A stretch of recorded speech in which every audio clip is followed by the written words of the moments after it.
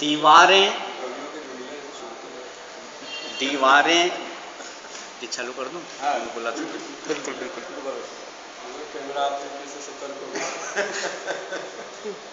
Action बोलना पड़ेगा क्या? दीवारें मिट्टी की थी खूब मोटी, हर पखवाड़े माँ लीपती थी जिन्हें गोबर के लीपन से। घर के बीच में बना था बड़ा कमरा, दादी बैठी रहती दीवार के सहारे तख्त पर, नीचे चटाई पर हम बच्चे। पश्चिम में एक रोशनदान पटाव खजूर के डांडों और कवेलू के बीच बिछी होती तुअर की संटियाँ।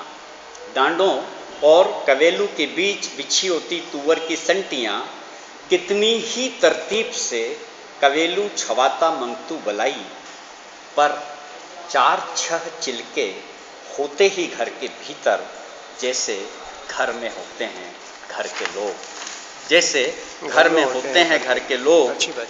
सूरज चढ़ने के साथ ही कूदने लगते एक के बाद एक चिलके, जमीन से दीवार पर, दीवार से जमीन पर चहलकदमी करते हैं। घर के लिए चिलके उजास लाते, हमारे लिए मनोरंजन और दादी के लिए घड़ी। इन चिलकों में कोई छोटा होता, कोई बड़ा, पर होते सभी गोल, जैसे दादी के माथे पर मेण लगा कुकू का टीका। जैसे दादी के माथे पर मेण लगा कुकू का टीका। बड़ा चिलका दादा होता, क्या बात? छोटा पोता। बड़ा चिलका दादा होता, सबसे छोटा पोता।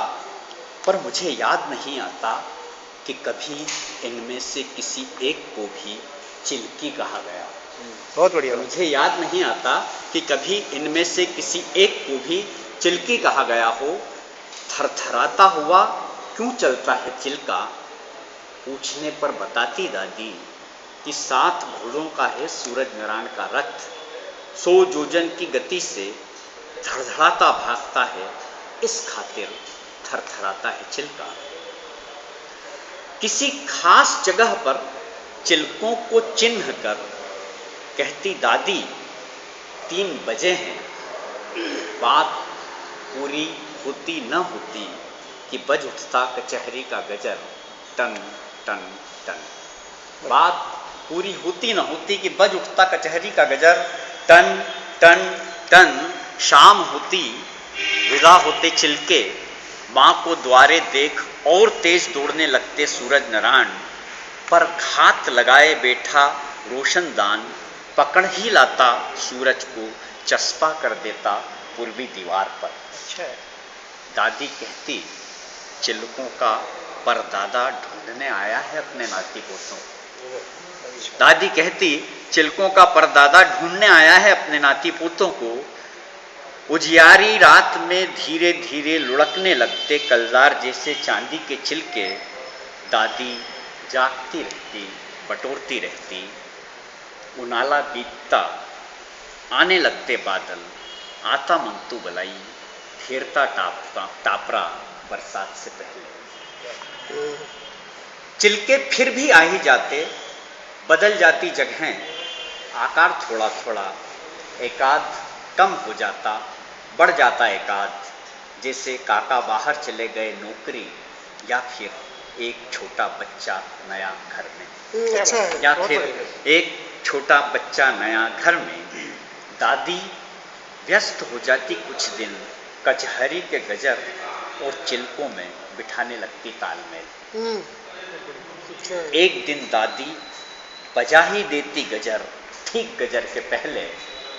इस दिन खूब खुश होती दादी, आखिर मायने रखता है समय को थाम लेना। आखिर मायने लगता है समय को थाम लेना। घर अब भी वही हैं, दीवारें ईंटों की, सीमेंट का पटाव, छत कंक्रीट की, रोशनदान है, पर दूसरे घर की दीवार ने हड़प ली है रोशनी। दादी अब भी दीवार का सहारा लिए बैठी है बड़ी सी तस्वीर में। लगता है दादी की गोल मटोल आंखें थामना चाहती है समय को, और समय है कि गोल हो गया है चिल्कों के साथ। क्या बात? समय कि गोल हो गया है चिल्कों के साथ।